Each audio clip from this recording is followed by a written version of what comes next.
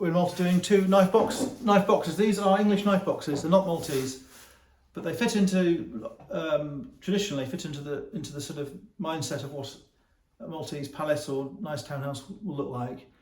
If you look at the posh houses in Valletta, you will notice that amongst the stuff in the houses, not all of it is Maltese. For example, they will have a Maltese clock. They will have a Maltese prie-dieu. They will have a Maltese chest of drawers, bureau with arched windows. They will have gilt pelmets. They will have panelling and certain things which are Maltese. Then they have the sort of stuff that's added to make it look right. So you'll have a Persian rug, which is not Maltese, of course, nor English. You'll have Chinese vases, 2 on the mantelpiece, 2 on the floor by the fireplace. You'll have a tapestry, which probably will be Flemish or French. And this is like a sort of code to get the house to look right. It won't just necessarily have Maltese stuff in. It will have these other things, these imposter things.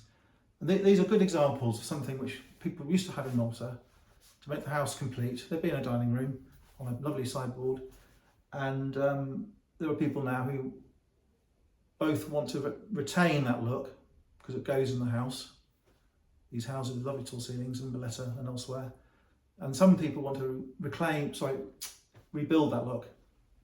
So some people want to cling on to it, and some people want to create it. So these in England are so cheap compared with 30 years ago. When I was a dealer 30 years ago in England, my father was, we couldn't get hold of these. We were always outbid by London dealers and posh dealers. But now in England, the generation that wants those has disappeared. And there's obviously many more around in England than Malta. So we sometimes bring them over. These are George III. George III is a useless expression because George III lived for so long. It doesn't really give you a very good date. But these are just before 1800. And it makes them 18th century, from the late 1700s. And a nice one traditionally has a serpentine front, and they often have herringbone inlays. These are herringbone inlays, stringing. They often have these lovely inlaid tops, and they often have these inlaid stars. The inlaid stars often are not sealed or grain filled, they're often just on the raw wood. The thing to look for. And usually now they have the insides ripped out. So there were knife boxes, they were keeping knives in, and the holes were for knives and forks and spoons and teaspoons. And sometimes you'll have special holes for certain things, like not usually carving knives, but there'll be other bits and pieces, teaspoons, and they all fit in. And the herringbone trim will often go across the slots for the knives. That's a replaced knife and fork holder. But usually in England, what happened was that dealers used to remake them into something useful. So that's one's been made into a stationery box. They just simply cut out all the slots. So 60% of them have lost the original holes in England, and most of them have this sort of arrangement. And that's a nice envelope box, stationery box. They have features often like solid silver escutcheons and keyholes. Those are both silver. They have the curious locks which have to be made specially. The curved locks, you can't buy them anymore. And the actual item, slanting top, and often they have these rounded hinges. The hinges often are not the original hinges, and when you're buying a pair,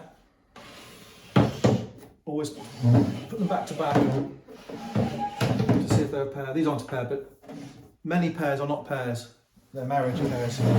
Okay, so we'll look again at them. That's what we've done before in another video. We'll concentrate on this one here. This has got OG feet, which is unusual, 3 OG feet. The grain on the side runs sideways, the grain on the front runs down, the grain on the back runs up.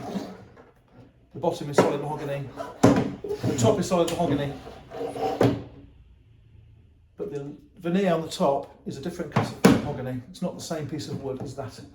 The veneer here, the grain here runs sideways. They put a shell on it. That shell is really desirable, and you will see that on tea caddies. Tea caddies being boxes for keeping tea in. The wood has got singed edges, little black bits. Been burnt on one side to give graduation, and often these things are curly and brittle, but that's a nice one. This is a lovely thing.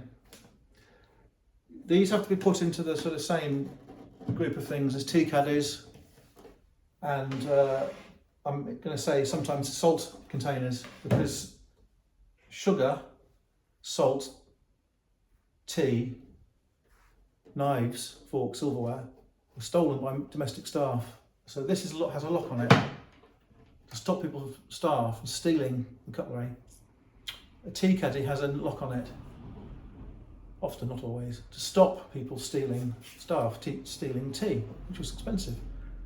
There's something in England called a tantalus, where you have 3 decanters, Scotch whisky, port, red wine, whatever. It has a sliding top with a lock, so the staff can't take a swig of the drink when no one's looking. They have a lock on. So that's the background of these things here. They're very handsome things, and they're very good value. When they're restored, they have a beautiful sheen. When the silver's polished, they have a magnificent look, especially in pairs. These two aren't a pair, as I say, but if they're at the opposite ends of a long sideboard, no one's going to know unless they're being really picky. They've fallen in price, unfortunately, but because they're such good value, I can only see them going one way. And if you've got a big house in Malta and you haven't gone the contemporary route and filled it with all the garbage from China, all the crap you can buy in any country to fill a house, the mirrored chest of drawers, the artichokes, the foo horses, and all the sort of horrible gold mirrors from Vietnam or wherever. If you've gone down the traditional route to recreate the right look, and you've got a Persian rug and you've got a mantelpiece and you've got the fire irons and a fire grate, Chinese rugs, standard lamps, you've got all the right things, make it look good, make it look like it should be, with the pictures, of course. This is the sort of thing you can get and stick in the scheme. Okay, thank you.